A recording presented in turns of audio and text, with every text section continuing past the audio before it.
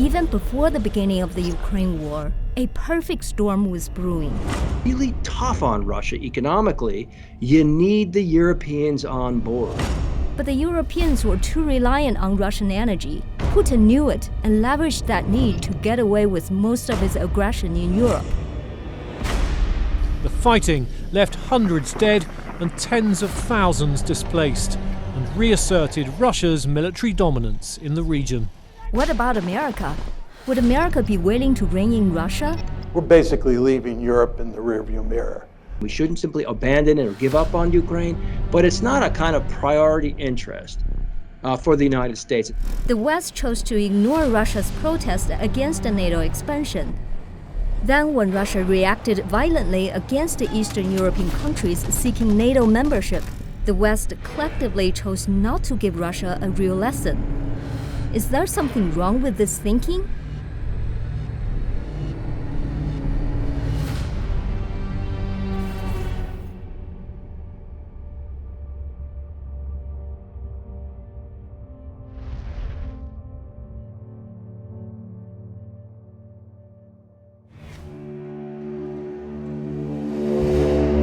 He walked towards the small crowd at the front gate in what a witness later described as a slow and calm manner. For a while, he simply stared. Then, after a brief conversation during which the protesters were surprised to hear his fluent German, he informed them that if they entered, they would be shot. This is a description of Putin on December 5, 1989, taken from the book Not 1 Inch by Amy Sorat. At that time, Putin was a senior officer at the Soviet State Security, or the KGB, on Angelika Street in Dresden, Germany. The Berlin Wall was open, and the headquarters of his secret police allies, the Stasi, had just been stormed by a crowd of protesters who were now drifting over to Putin's building. Putin had called to request Moscow's instructions and help, but Moscow is silent. Putin decided to take action on his own. After he told the protesters that they would be shot if they entered the gate, the crowd paused, murmured, and decided to go back to the Stasi headquarters. Putin returned to the house, where he and his crew destroyed everything, burning papers night and day, until the furnace burst. According to Putin's own account, the phrase, "Moscow is silent," haunted him for years. He felt at that moment that his country no longer existed. He believed Moscow made a big mistake by exiting from Eastern Europe in a rush. He was convinced that the Soviet Union could have defended itself and avoided the many resulting problems if their hasty exit had not happened. He considered the breakup of the Soviet Union the greatest geopolitical tragedy of the 20th century. From that ideology foundation, he formed a lasting conviction on the need to avoid a paralysis of power. He said this when he became president of Russia. Only one thing works in such circumstances: to go on the offensive.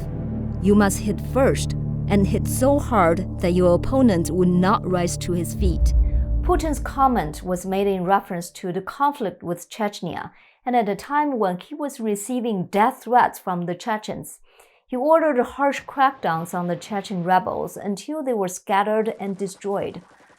Putin was unapologetic about the cruelty of the Second Chechen War, a war that caused between 25,000 to 50,000 Chechen civilian casualties and 7,500 to 15,000 deaths of Russian soldiers. In fact, he has been loyal to the conviction of preemptive wars throughout his time as the top leader of Russia. In hindsight, this conviction of Putin, together with his conflicting drives that pulled him towards democracy on one hand and authoritarian rule on the other, should have been given more attention by Western leaders and military strategists. In a 2000 article titled, "Putin Tells Why He Became a Spy," the New York Times wrote that Putin described his separation from the KGB after the attempted coup against President Mikhail Gorbachev in August 1991 as a wrenching experience.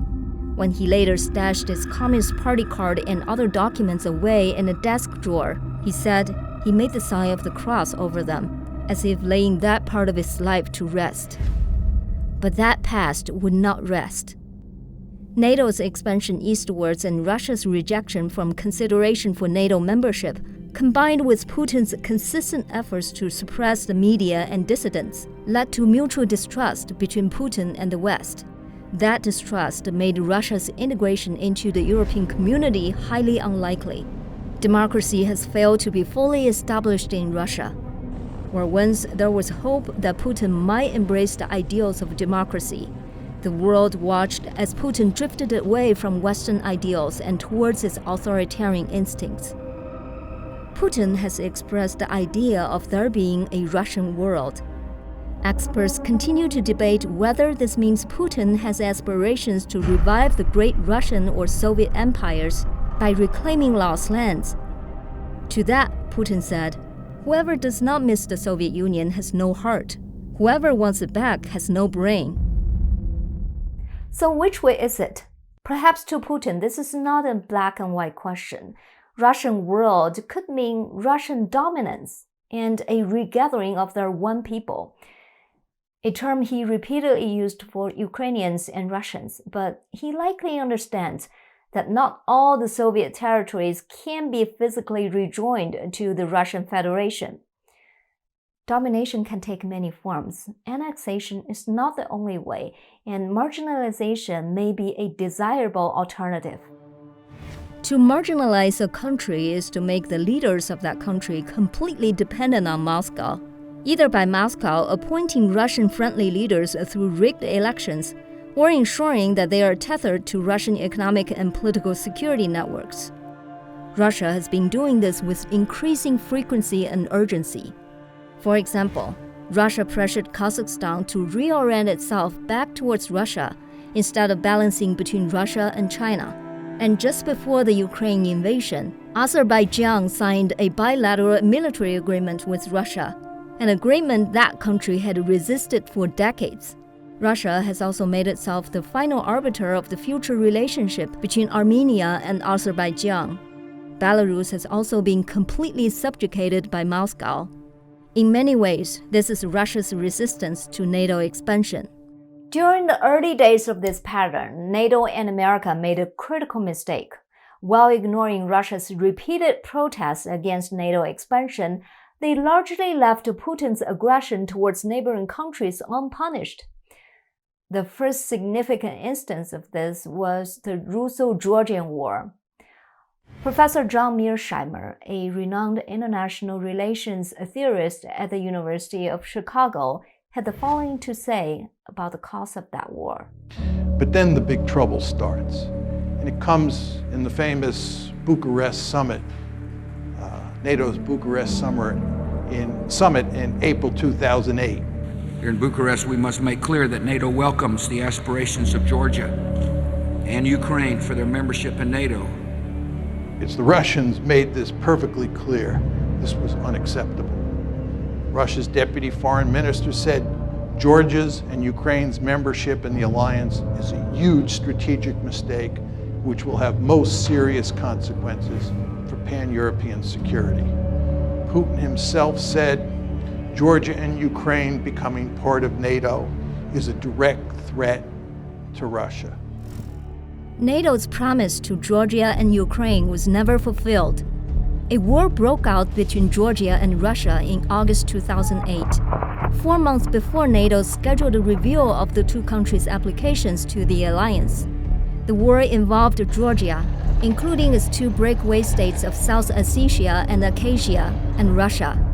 On August 1st, pro-Russian forces in South Ossetia attacked the Georgian village, but were then counterattacked by Georgian government forces. Russia then hurled accusations, claiming that Georgia committed genocide against the Russians in South Ossetia, and using that claim as justification for launching a full-scale land, air, and sea invasion of Georgia on August 8th. The Russian army had a series of significant victories before the two countries reached a ceasefire agreement through the mediation of international parties. The war ended, and on August 26, 2008, Russia recognized the independence of South Ossetia and Abkhazia. On that same day, Georgia severed diplomatic relations with Russia. The Russo-Georgian War successfully prevented Georgia and Ukraine from becoming NATO members. Putin got his way. More importantly, he got what he wanted and paid a very small price. During and after the Russo-Georgian War, sanctions against Russia from Europe and the United States were light and quickly lifted. According to the Atlantic Council, the truce drafted by the French president was biased towards Russia, and subsequent reports by the European Union put the responsibility for the war primarily on Georgia. Later that year, France also announced the sale of advanced arms, a Mistral-class helicopter carrier, to Russia. After the Georgia armistice was signed, then U.S. President George W. Bush refused to provide Georgia with anti-tank and anti-aircraft weapons. A few months later, Obama took office and initiated the Russia reset, which did not materialize. 6 years later, in Putin's continued effort to stop NATO expansion, he seized an opportunity in Ukraine. He repeated what he did to Georgia in Ukraine, only with big escalation. Hurrah!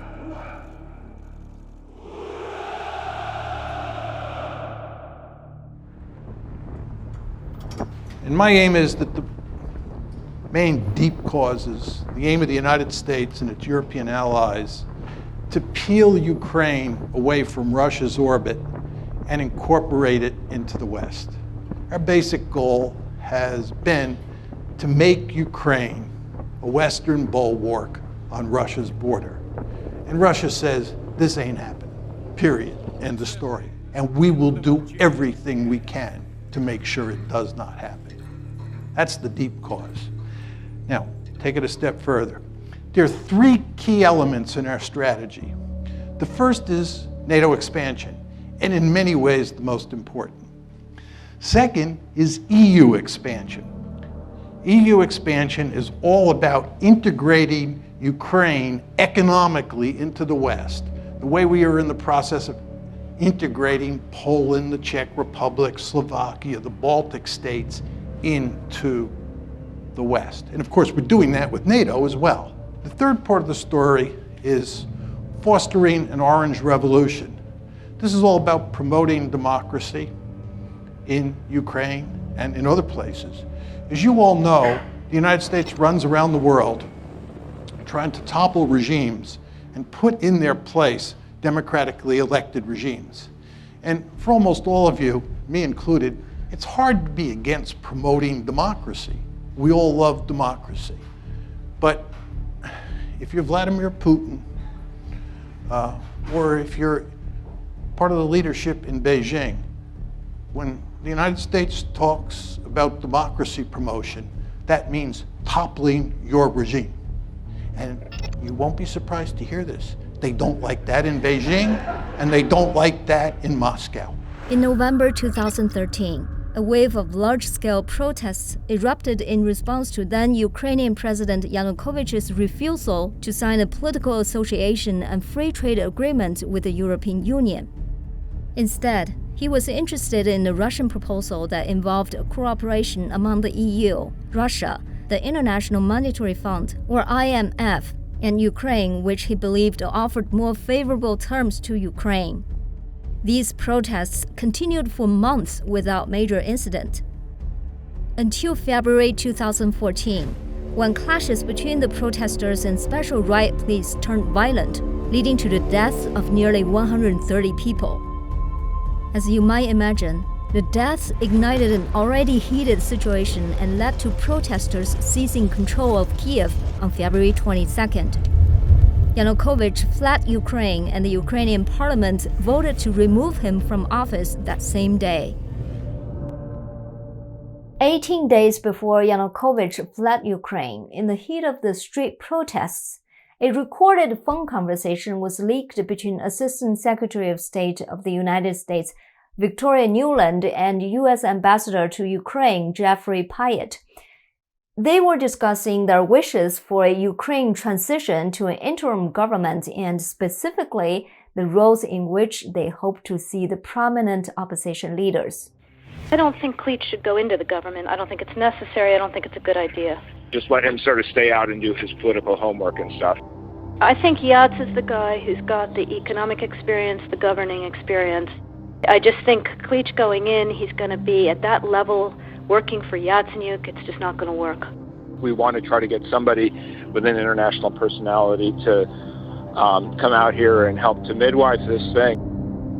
Arseniy Yatsenyuk, Newland's pick to lead Ukraine, did become the leader of the interim government after Yanukovych fled to Russia and later became the prime minister of Ukraine. Is it in the best interest of America for America's diplomats to get involved in other countries' domestic affairs? I mean, I'm particularly referring to Undersecretary of State Victoria Nuland's leaked phone call that revealed her choice for Ukrainian leaders during the Maidan Revolution.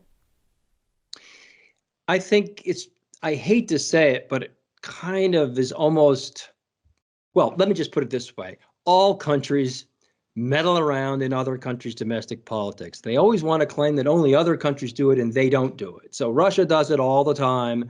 China does it all the time. The United States does it all the time. This is basically one of these sort of things we don't like to talk about in international politics, but such meddling is common. Victoria Nuland's phone call was, as you know, it was monitored by Russian intelligence, and Russian intelligence released it to try to embarrass the United States and embarrass the newly emerging government in Ukraine. And this is sort of a part of a series of operations the Russians attempted to do to discredit that government and seek to keep Ukraine close to Russia and prevent Ukraine's westward drift. But the bottom line of your question really is an important one, which is, should we get deeply involved in these countries' domestic politics? I think it's pretty hard for us not to when you see a democratic revolution or a democratic leaning change occur in another country. It's very hard for Americans as a democratic country to say, well, that's your business. We're not going to do anything about it. However, I do think we need to observe some sort of circumspection or care when this country or these countries are very close to geopolitical rivals. That said, it's not as if our rivals, China and Russia, keep their hands out of our domestic politics or out of the domestic politics of other countries. So in some sense, this is how the game is played in international politics. And it's kind of unrealistic to think that we're going to stop it. It's just we probably want to try to be extremely careful about it and put some limits on it. Russia's involvement in the 2014 Maidan Revolution in Ukraine officially started after Ukrainian President Yanukovych fled to Russia on February 22nd. Yanukovych claimed the parliament's vote to remove him was illegal and asked Russia for assistance. Russia deployed troops to Crimea and occupied government buildings. On March 16th, in a move deemed illegal by Ukraine and most countries around the world, Russia put forward a referendum for reunification between Crimea and Russia. Official results showed over 90% of support for that reunification. And on March 18th, Russia formally incorporated Crimea into the Federation, where it remains today. Following the annexation of Crimea, NATO initiated economic sanctions on Russia. There are three types of sanctions. The first restrict access to Western financial markets and services for designated Russian state-owned enterprises. The second and the third place an embargo on exports of certain goods to Russia. Meanwhile, America worked with Saudi Arabia to increase oil production, which brought down the prices of oil globally. These combined efforts caused a significant downward pressure on the value of the ruble, increased the flight of international capital out of Russia, and forced our entry into a recession. However, the sanctions left out the most important sector, imports of Russian oil and gas. Roughly 40% of Europe's natural gas comes from Russia. 8% of America's imported oil also comes from Russia. Oil and gas accounted for 60% of Russia's exports and 39% of their federal budget revenue. When Russian oil and gas are still flowing to Europe and America, the blow of other sanctions imposed on Russia is now fatal to their economy.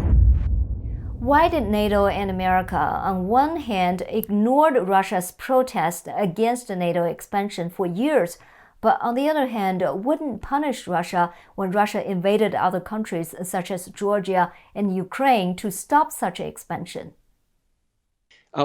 It's strange, you might say, in hindsight, that we sort of opposed those moves, but put fairly weak, I would say, sanctions and penalties on Russia. We did sanction them. Relations did get a lot worse, but these things don't seem to be, in hindsight, as damaging to Russia as would have been necessary to change Russia's thinking. And I think the reason is that they were very clever strategies by Russia to try to keep the threshold of Russian action sufficiently low so that a consensus in the Western alliance could not be achieved regarding punishing Russia. To get really tough on Russia economically, you need the Europeans on board. And yet by only taking Crimea and then just this subtle, I mean, not so subtle, but this kind of sort of denied intervention in eastern Ukraine, Russia could keep the threat level low enough that key players like Germany wouldn't agree to tougher sanctions. So the sort of tragedy of politics is that you could only build a consensus behind a really powerful response to Russia when Russia actually took a far more damaging, threatening, and dangerous action. If this was indeed Putin's calculation, he got it right. He knew too well that Europe would not stand up strongly against Russia because they were reliant on Russian energy. The dance between depending on Russian energy and guarding against Russia militarily has been going on for decades. The result is that the Nord Stream and Nord Stream 2 pipelines were built regardless of notable American opposition. It turned out even the United States is not able to rein in Europe's appetite for Russian energy. The current European dependence on Russian oil began decades ago, during the Reagan era and with the promise of a pipeline. That Soviet pipeline traverses the landscape between Siberia and Germany and brings with it much-needed gas imports that, according to a March 1981 CIA memo, were needed to offset likely declines in oil supplies for the 6 European countries in question. They also argued that related equipment sales by West European firms would create thousands of jobs and billions of dollars in business. Despite those positives, the CIA warned of some serious risks in creating this type of infrastructure with the Soviet Union. In their memo titled USSR Western Europe, Implications of the Siberia to Europe Gas Pipeline, they found that such a pipeline would provide the Soviet one additional pressure point they could use as a part of broader diplomatic offensive to persuade the Western Europeans to accept their viewpoint on East-West issues. Citing as an example an attempt to undermine European willingness to act in concert with the US on economic sanctions against the Soviets or on security issues. They also cite a potential for natural gas weapon, stating that the likelihood is strong that the Soviets will attempt subtle exploitation of the developing natural gas relationship, and warning that the effects of that pressure would depend on West European and NATO cohesion and will and progress over the next few years by Western Europe in installing insurance in the form of strategic reserves and fuel substitution capability. A bitter dispute followed. Reagan vehemently opposed the pipeline and issued sanctions preventing American corporations from participating in the construction and operation of that pipeline. But after what the New York Times calls a public relations and lobbying blitz that played out across newspaper opinion pages, congressional committees, and a direct appeal to the White House, Reagan backed away from the sanctions, and the pipeline moved forward. In the decades since, 2 more pipelines, the Nord Stream and Nord Stream 2, have been added, both running under the Baltic Sea and taking gas from the Russian coast to Germany. Together, they could deliver 110 billion cubic meters of gas to Europe every year. But while the Nord Stream has been operational since 2011, the $10 billion Nord Stream 2 project has been put on hold. Even without the Nord Stream 2, Russia currently provides roughly 40% of the European Union's natural gas imports. Russian supply drying up leaves Europe vulnerable, especially Germany and Italy, who consume 42.6 billion cubic meters and 29.2 billion cubic meters respectively. Belarus, Turkey, the Netherlands, Hungary, Kazakhstan, Poland, China, and Japan are also at risk if Russia cuts off the supply.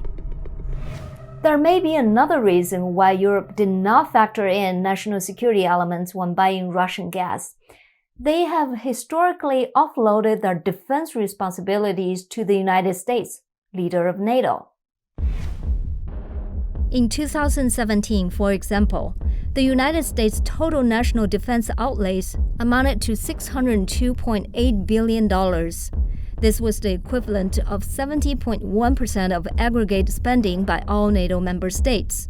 Looking at its direct commitment to Europe, the U.S. contribution to NATO's common funding stands at 22.1%, or about $685 million. It also provides some unique capabilities, including NATO ballistic missile defense, for which the costs are included in the U.S. Missile Defense Agency budget. In total, U.S. funding for NATO military capabilities amounted to $6.92 billion in 2017. Along with direct support for NATO capabilities, the U.S. maintains a military presence in Europe via various mechanisms.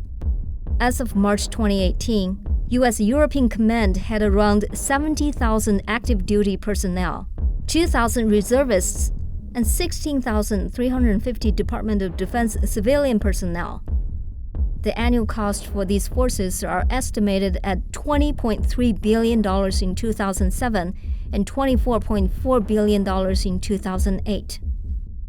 President Trump had repeatedly urged the NATO member states to move towards spending 2% of their GDP on defense. There's been agreement by leaders of all NATO member countries since 2014 to meet that 2% goal by the year 2024. Currently, 10 NATO countries meet that target, with the rest on track to do so by 2024. Only Germany has publicly stated that they will not meet the target in time. If Europe was too compromised to stand up to Russia due to their reliance on Russian oil, and if some European leaders felt that the defense responsibilities of NATO should fall primarily to America, then what about America itself? Would the leader of the free world have the will to rein in Russia after it annexed Crimea? It depends to a large degree on how important Ukraine is to America.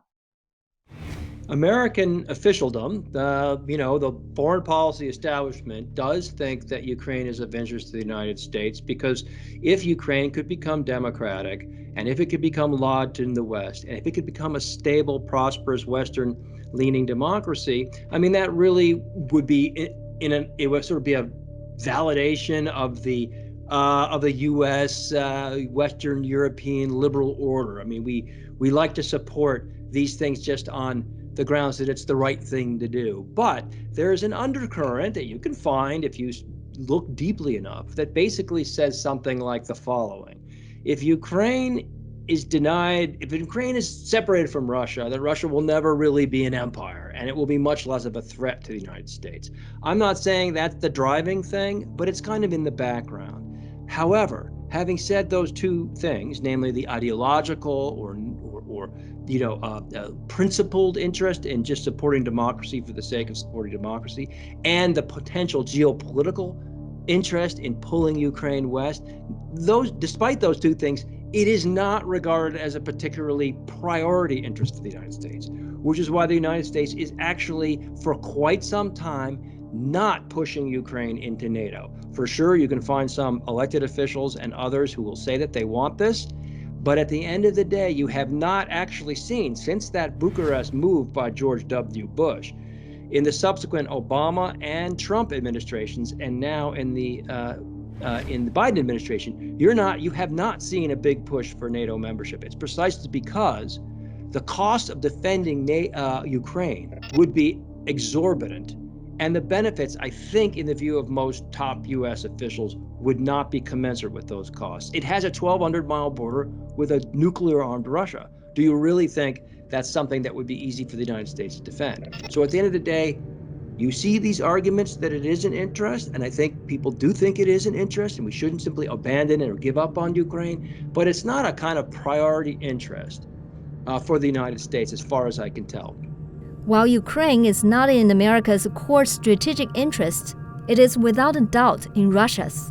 Ukraine is central to Russian self-understanding and to many Russian leaders' understanding of their country's security. It seems to offer the opportunity for a potential rival, let's say NATO, to get its forces much closer to Russia, to threaten Russia. Just think, for example, about Crimea, which the Russians seized in a kind of illegal operation back in 2014. That's a very nice naval base right there. I've been there. The port of Sevastopol is about as nice a naval base on the Black Sea as you could possibly imagine. And it's not unusual or it's not strange to think that Russians would not feel particularly happy to have that become a base for NATO warships. So you can see there are these security arguments about Russian national security. If you had asked me that question a year ago, I would have said, yes, if we could make Ukraine neutral, that will settle the whole problem. But then over the summer and this fall and winter, we started getting these speeches from Putin about all the historical things, about how Ukrainians and Russians are really one people, about how the state of Ukraine doesn't really have any organic essence to it. It's really just a confection, a creation of the vagaries of history. We really shouldn't take it very seriously. I mean, why did he say those things? I mean, if you say those things, you're basically saying to Ukraine, I don't accept you as a real country. Right. And so when he started saying those things, I began to worry that his aim actually was this much more grandiose aim of reintegrating Ukraine one way or another into the Russian state. But now I'm hoping, and there's some evidence that you just cited regarding the negotiations that are underway, I'm hoping that the Russian leadership will scale back its demands in the face of the powerful resistance by the Ukrainians and the overwhelmingly powerful response by so many countries around the world. If we talk from a balance of resolve perspective regarding Ukraine, Russia has a resolve advantage over America. The U.S. would not commit American troops to fight and die for the freedom of Ukraine, but Russians will fight and die to prevent Ukraine from being peeled away from Russia's dominance and from forming an alliance with the West. We now have a perfect storm. Europe's reliance on Russian gas, America's unwillingness to fight and die for Ukraine, NATO's constant eastwards expansion, and Putin's belief in preemptive wars and the lack of consequences for his earlier aggression in Eastern Europe. Add to that Xi Jinping's claim of no upper limit on China-Russia cooperation, and the coming storm seems deeply ominous. In the Ukraine-Russia conflict, Putin's predictions about the response of the West were basically right. He made one massive miscalculation, though, as stated by Professor Warforth. He underestimated Ukraine's resistance. The bravery and persistence of the Ukrainian people has led the West to stand in solidarity with Ukraine, even if they are not currently fighting beside them. In addition to weaponry support, the West sanctioned Russia in unprecedented ways and continues to do so. The Russian economy initially took a hit, with the value of the ruble dropping 70% in the early stages. But the ruble quickly recovered to its pre-war value, largely because of oil and natural gas sales. Russia's strategic requirements of ruble payments on Russian oil and gas purchases and the linkage of the ruble to gold are reminiscent of America's moves after World War II. How will the West respond to these moves? Will the Russo-Ukraine war spill into broader financial areas? And finally, is a new world order inevitable, regardless of the outcome of the war? We'll discuss these topics in our following episodes. I'm Simone Gao, and you are watching Zooming In.